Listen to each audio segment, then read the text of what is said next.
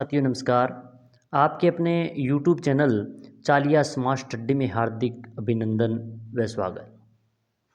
आज हम बहुत ही महत्वपूर्ण हिंदी व्याकरण के इम्पोर्टेंट महत्वपूर्ण प्रश्नों का अध्ययन करेंगे। ये सभी विगत एग्जाम में भर्ती में पूछे गए हैं। आज हम 25 प्रश्नों का अध्ययन करेंगे। इससे पहले हमने बहुत सी क्लासों में हिंदी व्याकरण की श्रृंखला को शुरू कर रखा है, जो आप इनको अच्छी तरीके से देखें और अपनी तैयारी को ज़बरदस्त बनाएं। तो आज की क्लास के अलावा हमने जो हिंदी व्याकरण के अन्य महत्वपूर्ण प्रश्न और हिंदी व्याकरण के नोट्सों की भी हमने इस YouTube चैनल के माध्यम से क्लास शुरू कर रखी है। तो अभी तक आपने अगर वो नहीं देखी है तो वो भी देखें। इंडिया जीके विज्ञान के भी महत्वपूर्ण प्रश्नों भी हम इस YouTube चैनल के माध्यम से करवा रहे हैं। और इसके अलावा शॉर्ट वीडियो के माध्यम से छोटे छोटे जैसे कक्षा 12 में शब्दावली वाले प्रश्न आते हैं, तो वो भी हम इस YouTube चैनल के शॉर्ट वीडियो के माध्यम से करवा रहे हैं। इसके अलावा महत्वपूर्ण ट्रिक के माध्यम से बहुत ही शॉर्ट वीडियो आप देखना बहुत ही अच्छे हैं। तो शुरू करते हैं। आज का जो महत्वपूर्ण पहला प्रश्न है, वर्ण किसे कहते हैं। तो ये बहुत ही महत्वपूर्ण रहने वाली क्लास है आप सभी के लिए। पहला ही प्रश्न है कि वर्ण किसे कहते हैं। ए है किसी भाषा की लघुत्तम व्यंजनों को वर्ण कहा जाता है क्या। बी है किसी भाषा की लघुत्तम स्वरों को। सी है किसी भाषा की लघुत्तम सार्थक ध्वनियों को। और डी है किसी भाषा की लघुत्तम सार्थक अक्षरों को।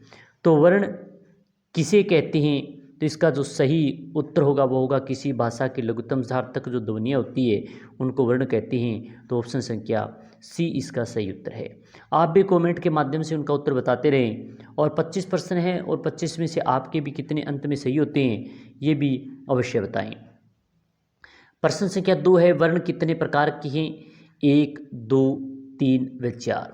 तो वर्ण के प्रकार बताने हैं तो वर्ण होते हैं वो 2 प्रकार के होते हैं, यानी ऑप्शन संख्या बी इसका सही उत्तर है। अब 2 वर्ण कौन कौन सी होती हैं इसकी बात करें तो एक तो होता है स्वर और दूसरा होता है व्यंजन। स्वर और व्यंजन ये 2 प्रकार के स्वरों के प्रकार हैं। और मौखिक रूप से अगर पूछे तो भाषा की सबसे छोटी इकाई तो वो होती है ध्वनि, और लिखित रूप में पूछे तो वो होती है वर्ण। प्रश्न संख्या 3 है, अच्छा प्रश्न है ये भी। निम्नलिखित में से भाषा की लघुत्तम लिखित इकाई है। ध्वनि, पद, शब्द और वर्ण। ये वो परिभाषा से संबंधित किया गया कि भाषा की लघुत्तम यानी सबसे छोटी इकाई कौन सी है, ये बताना लिखित रूप में। तो हमने अभी इसका बारे में अध्ययन भी किया था कि भाषा की जो लघुत्तम वह लिखित रूप में अगर पूछे तो वह होगा वर्ण, यानी ऑप्शन संख्या डी इसका सही उत्तर है। अब बात करते हैं प्रश्न संख्या 4। अच्छा प्रश्न है, महत्वपूर्ण प्रश्न है। शुक्तों को छोड़कर हिंदी में मूल वर्णों की संख्या कितनी है। शुक्ताक्षर जो होते हैं उनको छोड़कर अगर जैसे शुक्ताक्षर की बात करें कौन से होते हैं तो 6 और त्र और गे। और जो 6 बना होता है वो क प्लस छ से बना होता है, आधा हलंत क और से। त्र होता है वो तय धन रे से बना होता है, और गे होता है वह जय प्लस ये से बनकर बना होता है। तो इनको छोड़कर मूल वर्णों की संख्या पूछी गई है, कितनी होती है। तो मूल वर्णों की संख्या होती है वो 44 होती है, यानी बी ऑप्शन इसका सही उत्तर है। प्रश्न संख्या 5वां है, वर्णमाला में मात्रा का अर्थ है। वर्णमाला में जो मात्राएं होती है उसका क्या अर्थ है ये बताना है। वर्ण की मात्राएं, वर्ण के उच्चारण में लगने वाला समय। सी है ध्वनि का परिमाण और डी है वर्णों का क्रम। तो प्रश्न संख्या 5वां अच्छा प्रश्न है। यह भी कई बार भर्ती परीक्षा में आए हुए आतिथ्य श्रेणी शिक्षक भर्ती हुई थी 2013 में, इसमें यह प्रश्न पूछा भी गया था। तो इसका सही उत्तर होगा वर्ण के उच्चारण में लगने वाला समय होता है वो वर्णमाला होती है, यानी बी ऑप्शन इसका सही उत्तर है।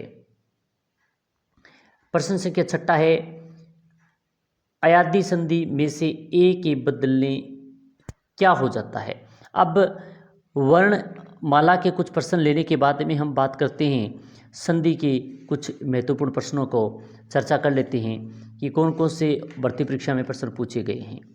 तो अयादी संधि में ए के बदले क्या हो जाता है? अये, आए, अब, आओ। तो इसका सही उत्तर होगा वो आए होगा, यानी ए के बदले बड़ा ए दिया है तो आए, अगर छोटा ए होता तो अय होता।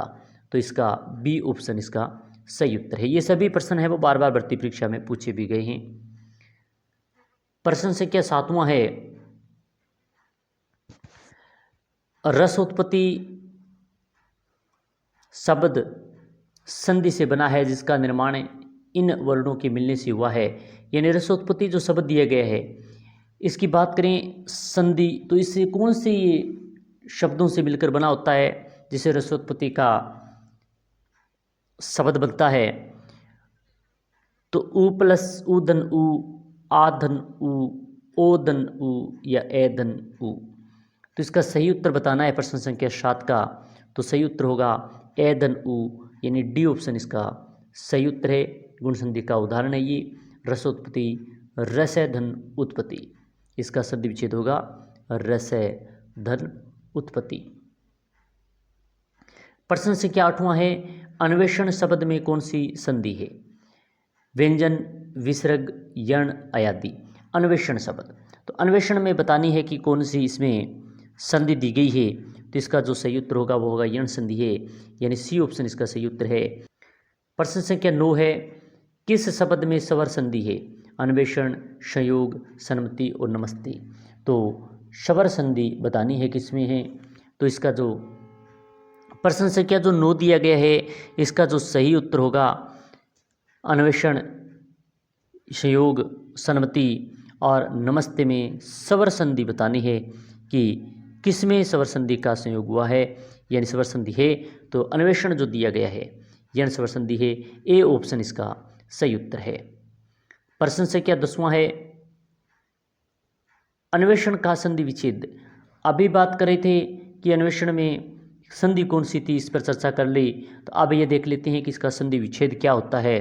तो अन्वेषण का जो संधि विच्छेद होगा अनुधन एषण होगा, अनुधन एषण, यानी ऑप्शन संख्या सी इसका हो गया। प्रश्न संख्या 11 है, उचित संधियुक्त शब्द है। कौन सा संधियुक्त शब्द बताना है? सटधन यंत्र, यानी षट्यंत्र, अनुधन एषण, अन्वेषण, एलुगु धन उत्तर लघुत्तर व सतधनमति तो सन्मति। तो उचित इसका सही संधि विच्छेद बताना है कि कौन सा सही होगा। तो इसका जो सही की बात करें तो इसमें अनुदर एषण दिया गया है, यानी बी ऑप्शन इसका सही उत्तर होगा। यही उचित संधि युक्त है, बाकी इसमें गलत दिया गया है। यहाँ पर यंत्र में यहाँ पर एलुगु नहीं होगा, तो इस प्रकार ये गलत दिया, बाकी बी ऑप्शन इसका सही उत्तर है। प्रश्न संख्या 12 है, संधि विच्छेद का उदाहरण है। सही बताना है कि संधि विच्छेद का कौन सा है। तथैव में तथा धन एव, शवच में स्व धन छच और महर्षि में महाधन ऋषि और अन्वेषण में अनुधन एषण। तो प्रश्न संख्या जो 12 दिया गया है अच्छा प्रश्न है, महत्वपूर्ण है। संधि युक्त का उदाहरण का जो बताना है तो वो कौन सा है संधि विच्छेद का। तो इसका जो सही उत्तर होगा महर्षि महाधन ऋषि, यानी महर्षि सही उत्तर है। तो इसमें 3 नंबर यानी सी ऑप्शन इसका सही उत्तर होगा। प्रश्न संख्या 13 है, राजऋषि शब्द में कौन सी संधि है। वर्दी संधि, दीर्घ संधि, यण संधि और गुण संधि। तो राजऋषि जो शब्द दिया गया है इसमें संधि होगी वह है गुण संधि, यानी डी ऑप्शन इसका सही उत्तर है। प्रश्न संख्या 14 है, अपेक्षा में कौन सी संधि है। दीर्घ, वर्दी, व्यंजन और गुण। अपेक्षा जो शब्द दिया गया है इसमें संधि बतानी है कि कौन सी सही है। तो इसका जो सही उत्तर होगा वह है गुण संधि, यानी ऑप्शन संख्या डी इसका सही उत्तर है। इनमें से किस विकल्प में सही संधि नहीं हुई है। ऐसा बताना है कि कौन सा जो इसमें विकल्प दिया गया है इनमें से सही संधि किस में नहीं है। योगी धन इसमें योगीश, नवधन उडा में नवडा, सटधन आनंद में षडानन, वर्षाधन ऋतु में वर्ष ऋतु। तो इनमें से 15वां जो प्रश्न दिया गया है इसमें यह बताना है कि विकल्प कौन सा गलत है संधि का। आप भी कमेंट के माध्यम से साथ साथ बताते रहें। तो योगी धन ईश योगेश ये गलत दिया गया है। तो ऑप्शन संख्या ए ये संधि युक्त शब्द नहीं है। तो योगी न होकर योग धन ईश होगा इसमें। तो यहाँ पर योगी गलत दिया है कि योग, बाकी सभी तीनों ही सही हैं। तो ए ऑप्शन इसका सही उत्तर होगा। अब प्रश्न संख्या 16 है। अच्छा प्रश्न है, महत्वपूर्ण प्रश्न है। अच्छा प्रश्न और महत्वपूर्ण। अब बात कर लेते हैं उपसर्ग से संबंधित कुछ महत्वपूर्ण प्रश्न जो बार बार भर्ती परीक्षा में पूछे गए हैं। जो शब्दांश शब्द के प्रारंभ में जुड़कर उनके अर्थ में परिवर्तन कर देते हैं या उसमें विशेषता उत्पन्न कर देते हैं, उसे कहते हैं, क्या कहते हैं? संधि, उपसर्ग, प्रत्यय या समास। तो इसको उपसर्ग कहते हैं, यानी बी ऑप्शन इसका सही उत्तर ही। उपसर्ग की परिभाषा थी, बहुत ही महत्वपूर्ण है। प्रश्न संख्या 17 है। अप्रत्याशित शब्द का मूल शब्द है, यानी अप्रत्याशित दिया गया है, प्रत्याशित, आशा, आशित, प्रत्यय। तो इनमें से ये बताना है अप्रत्याशित शब्द में मूल शब्द कौन सा है। तो प्रश्न संख्या जो 17 दिया गया है इसमें आशा मूल शब्द है। ए धन प्रति धन आशा। तो बी ऑप्शन इसका सही उत्तर होगा, क्योंकि जो प्रत्याशित शब्द दिया गया है इसकी विच्छेद की अगर बात कर लेते हैं तो ए उपसर्ग होगा।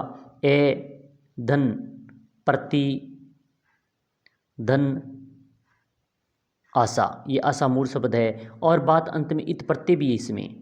तो इसमें दो उपसर्ग हैं, एक प्रत्यय है और मूल शब्द आशा है। तो इस प्रकार इसका विच्छेद होगा। प्रश्न संख्या 18 है। जो दिया गया है ये वापस रिपीट हो गया। तो रसोत्पत्ति स्वसंधि से बना है, जिसका निर्माण इन वर्णों से हुआ है। तो हम अभी इसके बारे में रसोत्पत्ति जो संधि युक्त शब्द था इसके बारे में हमने अध्ययन भी किया था, और ये बहुत ही अच्छा भी प्रश्न है, भर्ती परीक्षा में पूछा भी जाता है। तो इसका जो ए धन उ है इससे बना है, यानी डी ऑप्शन इसका सही उत्तर है। तो आज हमने लगभग 18 प्रश्न कर लिए, क्योंकि ये वापस प्रश्न जो रिपीट हो गए, इसलिए कुल 25 प्रश्न से, जिनमें से आज हम 18 ही प्रश्नों का अध्ययन कर रहे हैं। आशा करते हैं कि आपको ये क्लास बहुत ही अच्छी लगी होगी। अच्छी लगी तो लाइक और शेयर करना न भूलें, क्योंकि इसी प्रकार के महत्वपूर्ण प्रश्नों के साथ फिर मिलते हैं। जय हिंद, जय भारत।